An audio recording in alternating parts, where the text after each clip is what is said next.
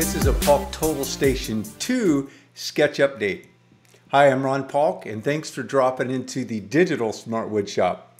That's right, you've heard it, it's official. I've decided to change the name from the PTS-U to the PTS2. So there's no confusion between the existing Paulk Total Station, which will remain a current plan. You'll have a choice between one or the other.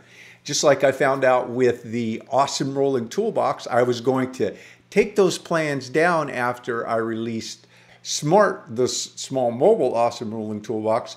But to this day, both plans continue to sell about equally, and some people want both. Where am I in the sketch update? Model itself, as you see here, is 100%.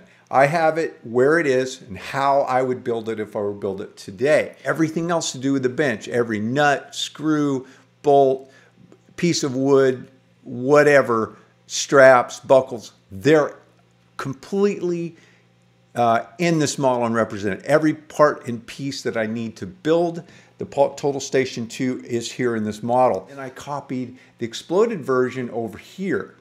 And I made it, it's a copy, so I'm not, again, I've got my exploded view over there. I keep an eye on it, make sure I'm not messing with it.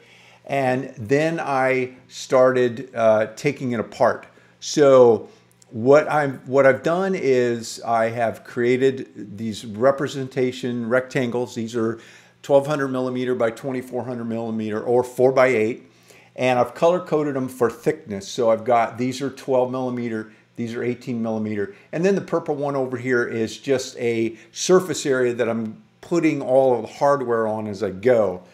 And I'll be using that in the drawings as well. But I'll move everything over. And what's nice about this is a visual way that I can move every part over, align it how I want it, because I'm gonna show myself and you how many pieces of plywood and where you're gonna get these different pieces from.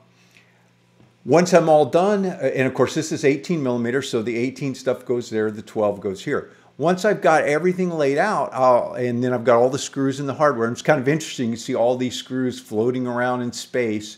Once I'm all done, I'll move all of the hardware over to this purple one. Now what I'll do in that case is I've got different size screws, but I will move just one and I'll put a number with it. So if there's 100 of those screws, I'll put this screw, exactly the specifications on it, 100 of these. And then I'll delete all the rest. Put everything over there so I'll have all the hardware together, so I'll be able to make a nice hardware list, both a written list and a visual list, so you'll know exactly, your shopping list, you'll be able to go right to it. Of course, I will also be including links to most of these things. Once I'm all done with that, everything's laid out flat, this space will be empty. It'll be my confirmation that I've represented every part and piece 100% over here. Then I will make a copy of this model.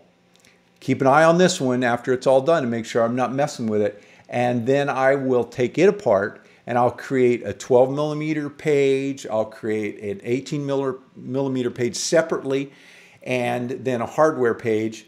And I will be, the bench is designed in metric, but I will be also showing the standard dimensions as well. But metric, this is the first bench I've actually designed in metric, and we'll show both dimensions. In the past, I've done them in standard, but this bench is based on the 32 millimeter system. And so from start to finish, the length, width, spacing of the holes, everything is based on metric. And I'll have those 4 to 5 models all separated, broken apart the way I want them, showing what I want to show. I'll get everything assembled in the model, how I want to do the scenes. Then I'll drop back in and I'll start to do section cuts. I'll do section cuts on the assembled bench. I'll do section cuts on the exploded bench. I'll do multiple sections of both. And that way I'll be able to use those then in the model to create those portals or windows, again, to show clarity. There it is. If you like these videos, be sure to give me a thumbs up and subscribe. Remember, when you subscribe, there's a little bell right next to it. If you click on that, you'll know when I drop a new video.